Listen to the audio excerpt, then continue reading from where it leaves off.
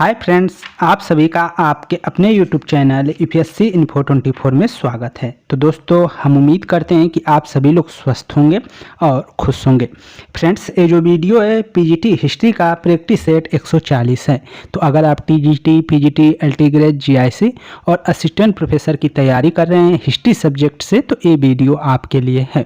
Video के अंत तक बने रहिए। वीडियो पसंद आए तो वीडियो को लाइक और चैनल को जरूर सब्सक्राइब कर लीजिए। तो स्टार्ट करते हैं आज का पहला नंबर क्वेश्चन, जो 126 नंबर से शुरू हो रहा है। क्वेश्चन आपका है, निम्नलिखित में से किस ग्रंथ में अशोक को श्रीनगर का संस्थापक कहा गया है? हमने ये क्वेश्चन बताया है अगली वीडियो में, जो पिछली वीडियो थी उसमें बताया गया है कि किस ग्रंथ में अशोक को श्रीनगर, जो कश्मीर है आपका, उसका संस्थापक कहा गया है। तो ये आपका आंसर हो जाएगा राजतरंगड़ी। क्या आंसर हो जाएगा?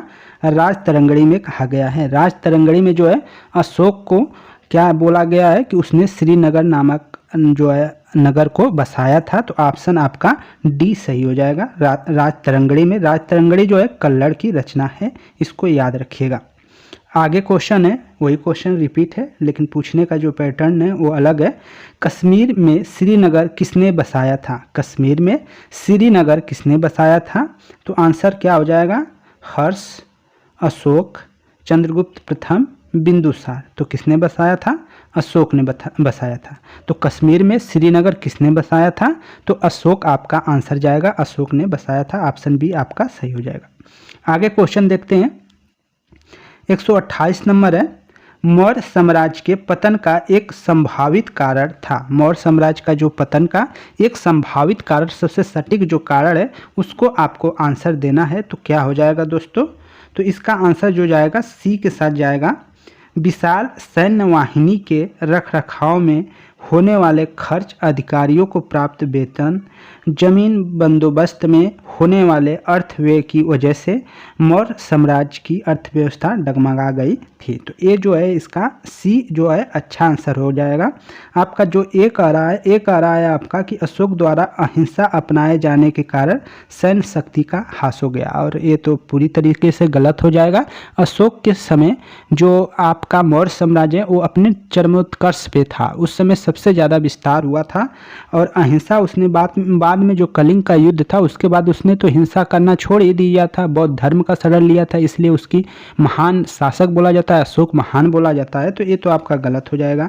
बी आपका जो कह रहा है कि बौद्ध धर्मावलंबी वणिक समुदाय इतना शक्तिशाली हो गया कि इसने अपने सामने राज्य शक्ति को बौना बना लिया था। नहीं, ऐसा कुछ नहीं था। बौद्ध तो विकसित हुआ, लेकिन ऐसा नहीं कि बौद्ध के शक्तिशाली होने से ऐसा कुछ नहीं, विकसित हुआ था, लेकिन बौद्धों ने इस राज्य को पतन, बौद्ध के कारण इसका पतन नहीं हुआ था। इसमें कई चीज़ें थी, जो आपका सी आंसर सही हो जाएगा। जिसमें क्या है, विशाल सैन्य वाहिनियों के रख रखाव के होने वाले खर्च जो थे वो एक है मेन कारण, और उसी में अधिकारियों को प्राप्त वेतन और जमींदारी में होने वाले अर्थव्यय की वजह से मौर्य साम्राज्य की अर्थव्यवस्था डगमगा गई थी, और उसी के परिणाम स्वरूप जो मौर्य साम्राज्य का क्या हो गया, पतन हो गया। कुछ उत्तराधिकारी, कमजोर उत्तराधिकारी भी आ गए थे। तो ये सब कई कारण थे, तो इनको याद रखिएगा। इसमें अब आपको अच्छे से मिलेगा। व्याख्या में देखेंगे तो आप, अशोक ने कभी अपनी सेना भंग नहीं की, बल्कि आटविक राज्यों द्वारा विद्रोह करने पर अपने 13वें शिलालेख में चेतावनी भी दी थी कि विशाल सैन्य वाहिनी के रख रखाव में होने वाले खर्च, अधिकारियों को प्राप्त वेतन एवं जमीन बंदोबस्त में होने वाले अर्थव्यय की वजह से मौर्य साम्राज्य की अर्थव्यवस्था डगमगा गई थी, जो मौर्य साम्राज्य के पतन का एक संभावित कारण था। मौर्य साम्राज्य के पतन का सर्वाधिक प्रमुख कारण अयोग्य उत्तराधिकारी थे। तो ये आपको बात याद रखनी है कि किस कारण से उसका पतन हुआ था। आगे कुछ तथ्यों को देखते हैं, तो उसमें पतंजलि के महाभाष्य से पता चलता है कि परवर्ती मौर्य शासक देवताओं की प्रतिमाएं बनाकर बेचते थे। परवर्ती जो मौर्य शासक हुए बाद के, तो वो क्या है, जो आपके देवताओं की प्रतिमा बनाकर भी बेचते थे जीवन यापन के लिए। तो हेमचंद्र राय चौधरी के अनुसार अशोक की अहिंसावादी नीति ही मौर्य साम्राज्य के पतन का जो है प्रमुख कारण सिद्ध हुई। एक हेमंत चौधरी के अनुसार ये बोला जा रहा है। और आगे रोमिला जो थापर हैं उनके अनुसार मौर्य साम्राज्य का पतन का प्रमुख कारण अति केंद्रीकृत शासन व्यवस्था थी। अति केंद्रीकृत शासन व्यवस्था थी। तो ये कई कारण है जिसके वजह से क्या हुआ, मौर्य साम्राज्य का पतन हो गया। जब कोई भी साम्राज्य का पतन होता है तो उसमें एक कारण को हम पूरी तरीके से जिम्मेदार नहीं मान सकते हैं, उसमें कई कारण होते हैं। तो इसलिए सब कारण इसमें क्या थे, जिम्मेदार थे, सबका कहीं ना कहीं योगदान था जिससे मौर्य साम्राज्य का क्या हुआ, पतन हो गया। आगे चलते हैं, आपका 129 नंबर क्वेश्चन देखते हैं। सूची 1 को सूची 2 से सुमिलित करना है। अब जैसे दे दिया है बराबर की जो पहाड़ी है उसका किससे मिलान करेंगे, तो बराबर की जो पहाड़ी है वो लौड़िया, जो बराबर की पहाड़ी अगर हम बात करते हैं तो इसका जाएगा आपका बराबर की पहाड़ी, रोपड़ की पहाड़ी, फिर लौड़िया, ये अशोक स्तंभ है। तो ये आपको याद रखना है। तो इधर देखिए थोड़ा सा यहाँ पे ये दिक्कत हुआ है कि इसको आगे पीछे कर दिया गया है, तो ये ध्यान रखिएगा। तो जैसे ही बराबर की पहाड़ी का बात करते हैं तो ये लोमर्सी गुफा के साथ जाएगा, तो इसका सी से हो जाएगा। थोड़ा आपको मिलान करना पड़ेगा, सी इधर आना चाहिए था पहली सूची में, तो इस तरह मिलान कर लीजिएगा, थोड़ा आगे पीछे हो गया है। तो सी का ये पहले से जाएगा आपका जो, और अशोक स्तंभ का जो जाएगा वो लौड़िया नंद से जाएगा, नंदनगढ़ से जाएगा, इसका इससे जाएगा। ए का तीसरे से मिलान होगा, ए का तीसरे से करेंगे। अब साडवनी राजधानी जो है, बी का जो है साडवनी राजधानी वो जाएगा आपके रामपुरवा से, रामपुरवा से इसका बी हो जाएगा, इसका इस तरह करेंगे, बी का इस तरह रामपुरवा से। और इसके बाद बचा तो रोपड़ इसका हो जाएगा, रोपड़, ठीक है। छिद्र युक्त तरकूप जो है वो रोपड़ से प्राप्त हुए हैं। तो ये याद रखिएगा। अशोक आगे आपको सही से हो सकता है मिल जाए। तो इसका आंसर अब करेंगे तो ए का आप देखिए तीसरे से, ए का तीसरा जो मिलेगा तो सी आपका आंसर हो जाएगा, सी आंसर कर लेंगे तो आपका आंसर सही हो जाएगा। व्याख्या देख लेते हैं। यहाँ पे आपको सही दिखाया गया है, टाइपिंग सही हुआ है, वहाँ पे गलत हुआ था। तो सूची 1 और सूची 2 को सुमिलित निम्नलिखित प्रकार से कर सकते हैं। अशोक स्तंभ जो प्राप्त होता है वो लौड़िया नंदनगढ़ से प्राप्त होता है। साडवली राजधानी क्या है, रामपुरवा, इसका सुमिलित है, साडवली रामवली। और लोमर्सी गुफा जो प्राप्त होती है वो आपकी बराबर पहाड़ी पर है। और छिद्र युक्त तरकूप जो है रोपड़ पर है। तो ये सब चीज़ें याद रखने योग्य है, इसको आप याद कर लीजिएगा। अन्य महत्वपूर्ण तथ्यों पर प्रकाश डालते हैं तो स्मिथ के अनुसार सारनाथ स्तंभ में जिस कला का प्रदर्शन है विश्व में कहीं भी इतनी सुंदर कला का प्रदर्शन नहीं है। किसके अनुसार, ये स्मिथ के अनुसार है। स्मिथ के अनुसार जो सारनाथ का स्तंभ है जिस कला का प्रदर्शन मतलब पशुओं का क्या है इसमें चित्र है, विश्व में कहीं भी इतनी सुंदर कला का क्या है प्रदर्शन नहीं है, ऐसा स्मिथ का मानना है। आगे देखते हैं। सारनाथ से अशोक के समय की एक पाषाण वेदिका मिली है, जबकि पाटलिपुत्र की खुदाई से तीन वेदिकाओं के टुकड़े मिले हैं। बराबर की पहाड़ी की चौथी गुफा को विश्व झोपड़ी कहा जाता है। बहुत इंपॉर्टेंट क्वेश्चन है यहाँ से। बराबर की जो पहाड़ी की चौथी गुफा है उसको विश्व झोपड़ी कहा जाता है।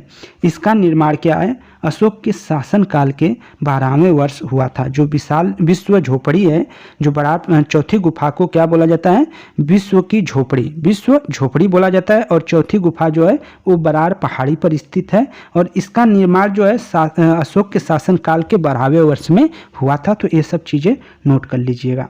आगे चलते हैं। 130 नंबर क्वेश्चन है, अच्छा क्वेश्चन है, इसका आंसर आप दे सकते हैं। सारनाथ से प्राप्त अशोक के स्तंभ का कौन सा पशु उत्कीर्ण नहीं है। सारनाथ से जो अशोक स्तंभ प्राप्त हुआ है उसमें कौन सी पशु का जो उत्कीर्ण नहीं है, आकृति उत्कीर्ण नहीं है, ये बताना है। कुकुरदान, वृषभ, हिरण, हाथी, अश्व। तो आंसर आपका जाएगा बी के साथ। हिरण जो है उसका उल्लेख नहीं है, हिरण का उल्लेख उसमें नहीं है। तो ऑप्शन आपका बी सही हो जाएगा, हिरण आंसर हो जाएगा। आगे देखते हैं, इसकी व्याख्या पे प्रकाश डालते हैं। तो स्तंभ शीर्षों में सारनाथ के स्तंभ का शीर्ष जो सिंह शीर्ष सर्वोत्कृष्ट है। इसी पर 4 पशुओं जिसमें गज, अश्व, बैल और सिंह की आकृति उत्कीर्ण है, जिन्हें चलती हुई अवस्था दिखाया गया है, जिसमें चलती हुई अव्यवस्था को क्या है दिखाया गया, अवस्था को दिखाया गया है। इनके प्रतीकात्मक अर्थ के विषय में अनेक मत मिलते हैं। ब्लाक जो है, ब्लाक इन्हें 4 हिंदू देवताओं इंद्र, सूर्य जो है, शिव और दुर्गा का प्रतीक माना गया है, जबकि फूसे की धारणा है कि यह पशु बुद्ध के जीवन की 4 प्रमुख घटनाओं का प्रतिनिधि करती हैं। इनके अनुसार हाथी बुद्ध के गर्भस्थ होने, वृषभ जन्म और अश्वगृह त्याग तथा सिंह बुद्ध का प्रतीक है। अतः स्पष्ट है कि सारनाथ का जो स्तंभ है हिरण उत्कीर्ण नहीं है। हिरण क्या है, उसमें उत्कीर्ण नहीं है। उसमें आपको मिल रहे हैं तो कौन कौन मिल रहे हैं, तो उसमें बस आपका गज है, अश्व है, बैल है और सिंह है। इनको याद रखिएगा। अगला क्वेश्चन देखिए 131 नंबर है, निम्नलिखित में से किस 4 सिंह युक्त शीर्ष की प्राप्ति की गई है, तो उसको बताना है कि कहाँ पे किस स्थान से 4 सिंह युक्त शीर्ष की प्राप्ति की गई है। तो वो सारनाथ है आपका। तो ऑप्शन याद रखिएगा, सारनाथ इसमें दिया नहीं है, तो आप ऑप्शन कोई और खोज लीजिए। सारनाथ के अलावा कौन हो सकता है दोस्तों, तो इसका जो है सांची, सांची आपका आंसर हो जाएगा। सांची का जो स्तूप है वो भी सारनाथ के स्तूप की तरह ही है, तो इसको याद रखिएगा। तो ऑप्शन आपका बी सही है। तो निम्नलिखित में से किस स्थान से 4 सिंह युक्त शीर्ष, मतलब 4 सिंह युक्त, इसमें सिंह युक्त जो जिसमें 4 सिंगों का ही है, तो उस सांची से प्राप्त हुआ है। ठीक है, सांची से प्राप्त हुआ है, तो ऑप्शन आपका बी सही हो जाएगा। व्याख्या देख लेते हैं। स्तंभ मौर्य युगीन कला की सबसे अच्छे उदाहरण है।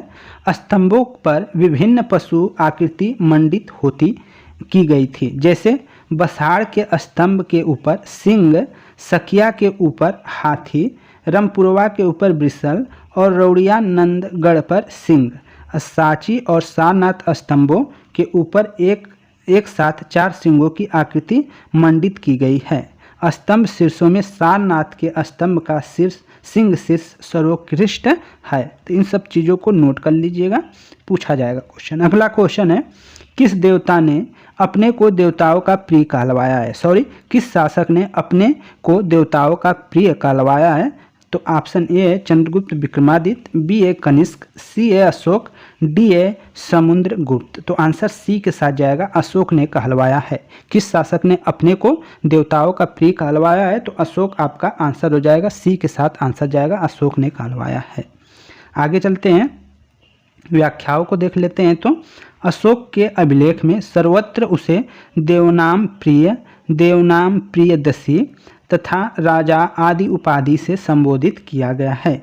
पुराणों में उसे अशोक वर्धन कहा गया है, पुराणों में अशोक को अशोक वर्धन कहा गया है। तो इन सब चीज़ों को नोट करिए।